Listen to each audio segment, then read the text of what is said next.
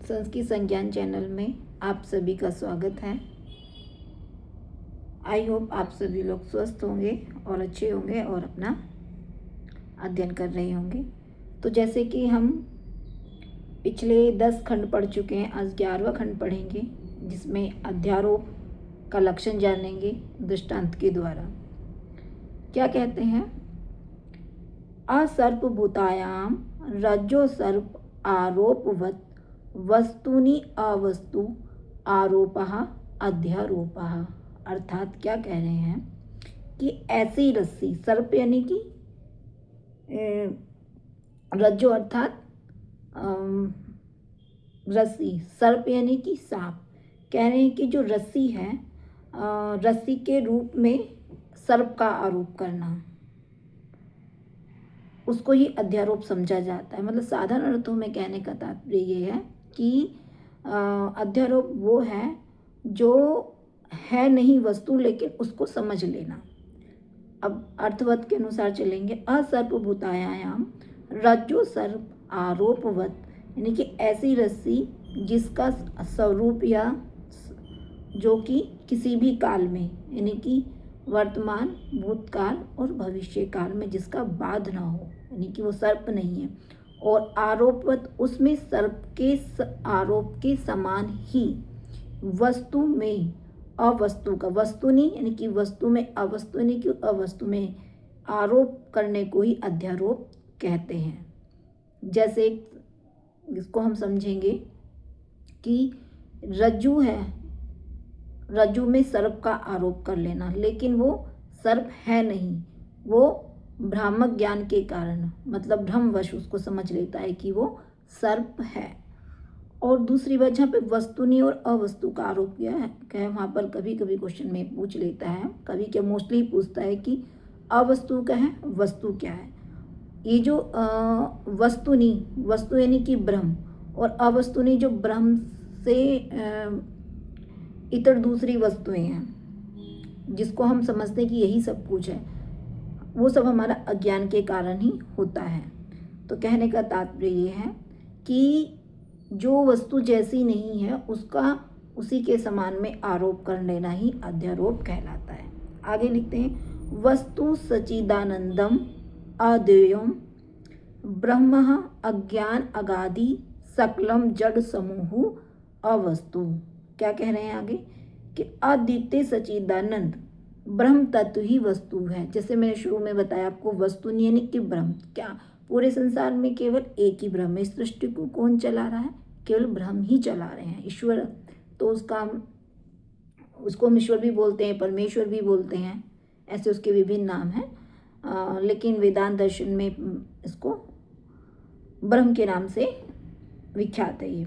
तो सच्चिदानंद ब्रह्म तत्व ही वस्तु है, और अज्ञान आदि और अज्ञान आदि सकल यानी कि संपूर्ण संसार जो में जड़ पदार्थों का समूह अवस्तु है। यानी कि जो हम जो देख रहे हैं जड़ पदार्थ हैं वो सारा क्या है? अवस्तु है।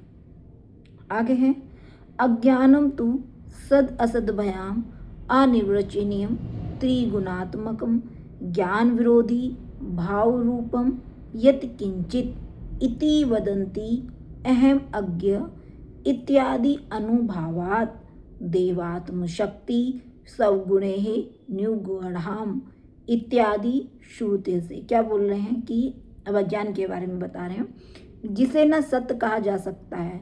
अज्ञान तो सद, जिसको सत्य भी नहीं कहा जा सकता। असत भया, जिसको असत भी नहीं कह सकते हैं, ठीक है। और अनिर्वचनीय त्रिगुणात्मक, 3 प्रकार के गुण सत, रज और तम से मिलकर बनता है। ज्ञान विरोधी, जो ज्ञान का प्रतिबंधक है, अर्थात जो कभी नष्ट नहीं होने वाला है, ठीक है, ज्ञान से समूल नष्ट होने वाला। और भाव रूपम यत किंचित, यत किंचित माने नहीं कि कुछ, ठीक है, भाव रूपम, और भाव रूप जो कुछ भी है उसे अज्ञान कहते हैं। यानी कि जो कुछ भी बच रहा है, कहने का तात्पर्य ये है कि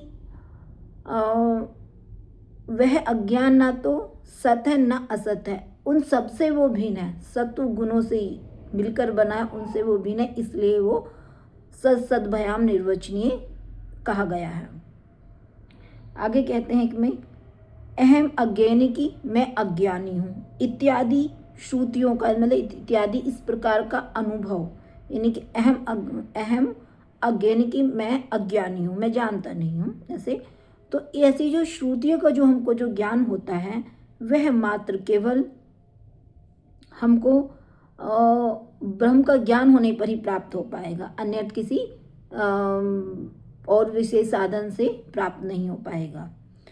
अदेवात्म शक्तिम स्वगुणे निगुणाम, तो ये जो श्रुति है ये श्वेतासुर उपनिषद के पहले अध्याय का 3रे श्लोक में है। क्या कह रहे हैं कि देवात्म शक्तिम स्वगुणे निगूढ़ाम, प्रकाश रूप आत्मा की शक्ति अपने ही गुणों में छिपी रहती है। स्वगुण यानी कि अपने निगुण मानी छुपना, यानी कि जो देवताओं की जो शक्ति है, यहाँ देवात्मा यानी कि आत्मा से लेंगे यहाँ पे, आत्मा की जो शक्ति है प्रकाश है अपने ही अंदर छुपी रहती है। अब ये जो 3 प्रकार के जो गुण होते हैं सत्व रजत, उनके अलग अलग कार्य होते हैं। जैसे सत्व गुण क्या देता है हमको, शुद्धता देता है, पवित्रता देता है, इस तरह से। तो वो जो ऐसी जो शक्ति है, जिस तरह का जो गुण है वो अपने अंदर ही स्थापित है। आदि श्रुतियाँ इसको प्रमाणित करती हैं। और ये एक चीज़ और इसमें हम जानने का प्रयास करेंगे कि जो अज्ञान है वो कैसा है, त्रिगुणात्मक है। त्रिगुणात्मक सत्व रज और तम से परिपूर्ण है। उसमें सत्व भी है, रज भी है और तम। तो अज्ञान से जो 3 प्रकार के हेतु जो उत्पन्न होते हैं, अज्ञान से जो तेज, जल, अन्न इत्यादि जो उत्पन्न होता है, उन सब में यह गुण होता है। तेज में लोहित होता है, जल में शुक्ल होता है और अन्न में कृष्ण गुण होता है। धन्यवाद।